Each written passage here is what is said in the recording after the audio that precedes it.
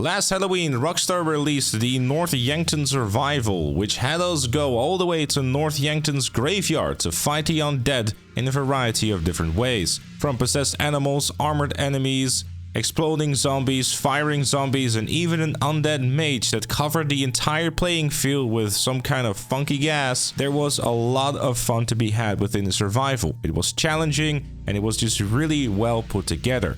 Now obviously, people would love to play this again, especially considering it was a seasonal activity. This year, however, we're going to be traveling to Cayo Perico Island to fight against the undead there. I should start off by saying that the gameplay you're going to be seeing should be seen as a preview, as this is not the official mode. It is just something that I found on the internet. Regardless, broadly speaking, everything that you're going to be seeing in the gameplay is what the mode is going to be. You're going to start off inside of the compound, and after 3 rounds of surviving in there, you get into a vehicle and you go to the next location. This is going to rinse and repeat throughout the entirety of the survival all the way up until wave 10. Once you've completed wave 10, you will then have the option to escape the island by going to the airstrip and getting into a Velum and then flying away.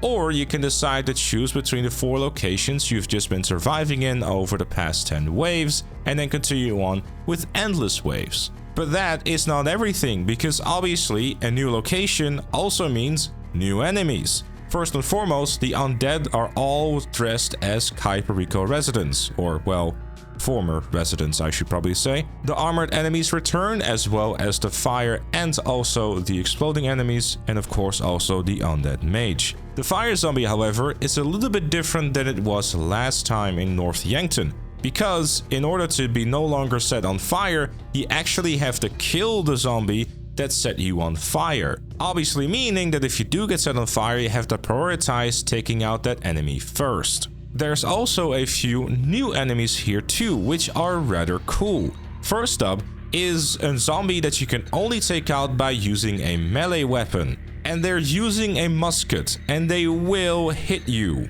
Yes, the zombies are now shooting back, and it is just really cool to see. Furthermore, there is a zombie that is a DJ. No, I'm not kidding, that will actually happen. Now in the gameplay, it is not working as it should be. As far as we can tell from the in-game code, this zombie is meant to make the zombies dance. From my experience playing it, they all stood still, and I was getting like an increasingly more jarring effect on my screen, which obviously meant that I guess if this would go on for too long, I might either pass out or just simply die.